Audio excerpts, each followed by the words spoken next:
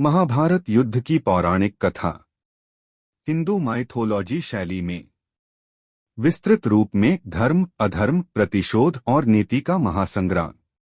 भूमिका धर्म की स्थापना का युगांतकारी युद्ध। हिमालय की ऊंचाइयों पर स्थित ऋषियों के आश्रमों में जब देवताओं ने भविष्य देखा तो उन्होंने महायुद्ध की आहट सुनी।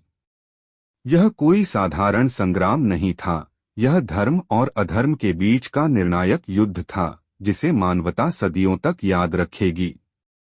कुरुक्षेत्र, जो कभी तपस्वियों की भूमि थी, आज युद्ध का मैदान बनने जा रहा था। एक युद्ध का बीज, जुए का खेल और द्रौपदी का अपमान।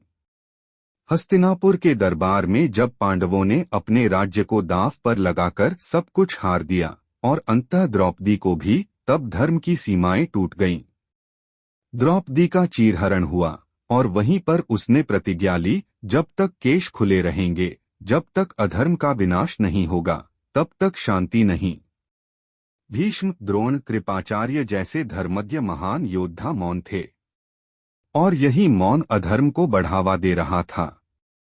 2 वनवास से वापसी और शांति प्रस्ताव। 13 वर्ष के वनवास और 1 वर्ष के अज्ञातवास के बाद पांडवों ने अपना हक मांगा। श्री कृष्ण स्वयं शांतिदूत बनकर गए। उन्होंने कहा, 5 गांव दे दो, युद्ध टाल दो। परंतु अहंकार में डूबे दुर्योधन ने कहा, सुई की नोक के बराबर भूमि भी नहीं दूंगा। यही वह क्षण था जब धर्म ने अस्त्र उठाने की अनुमति ली। 3 युद्ध की घोषणा। कुरुक्षेत्र बना धर्मक्षेत्र। कुरुक्षेत्र, जहां कभी वेदों का पाठ होता था, अब वहां रथों की गर्जना, शंखनाद और युद्ध की हुंकार गूंजने लगी। दोनों ओर महान योद्धा थे। कौरव पक्ष भीष्म, द्रोणाचार्य, कृपाचार्य, अश्वत्थामा, कर्ण, शकुनि, दुशासन, दुर्योधन। पांडव पक्ष अर्जुन, भीम, युधिष्ठिर, नकुल, सहदेव, घटोत्कच, दृष्टद्युम्न, शिखंडी और स्वयं भगवान श्री कृष्ण, जो रथसारथी बने। 4 अर्जुन का मोह और श्री कृष्ण का गीता उपदेश। युद्ध आरंभ होने से पहले अर्जुन ने अपने ही गुरुजनों, भाई बांधवों को सामने देख हतप्रभ होकर गांडीव नीचे रख दिया। तब श्री कृष्ण ने कालजयी भगवद गीता का उपदेश दिया, कर्मण्येवाधिकारस्ते मा फलेषु कदाचन। धर्म के लिए युद्ध करो, न परिणाम की चिंता करो। यहीं पर अर्जुन ने आत्मज्ञान प्राप्त किया और गांडीव उठाया। 5 भीष्म पितामह का पतन। दिन 10। भीष्म अपराजेय थे। युद्ध के पहले 9 दिनों तक वे पांडवों की सेना को तहस-नहस करते रहे। फिर श्री कृष्ण ने युक्ति निकाली, शिखंडी को आगे कर दिया, जिसे भीष्म ने नारी मानकर शस्त्र नहीं उठाया। तब अर्जुन ने बाणों की वर्षा की और भीष्म पितामह शरशय्या पर लेट गए। वे मरना नहीं चाहते थे जब तक उत्तरायण न आ जाए।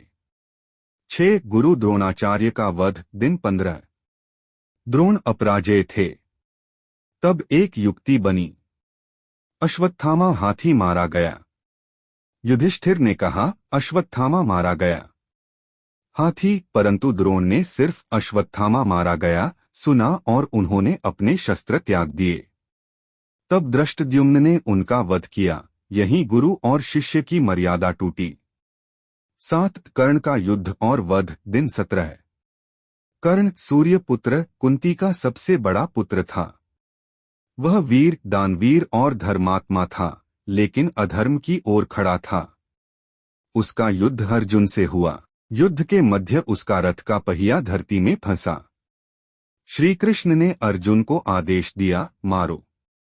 अर्जुन ने बाण चलाया, कर्ण वीरगति को प्राप्त हुआ।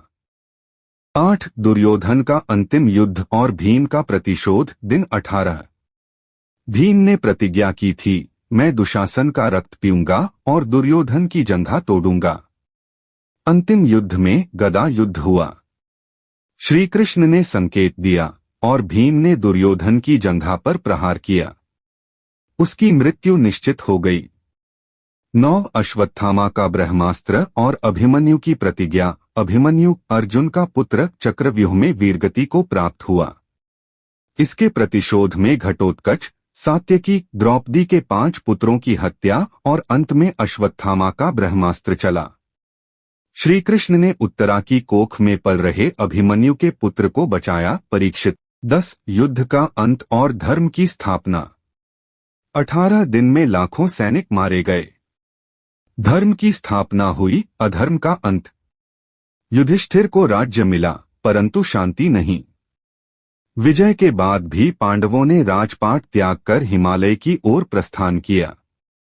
उपसंहार। महाभारत का युद्ध केवल शस्त्रों का युद्ध नहीं था, यह आत्मा, धर्म और आत्मत्याग का संग्राम था। इसमें न कोई पूर्ण विजेता था, न कोई पूर्ण पराजित। केवल कर्म था और उसका फल।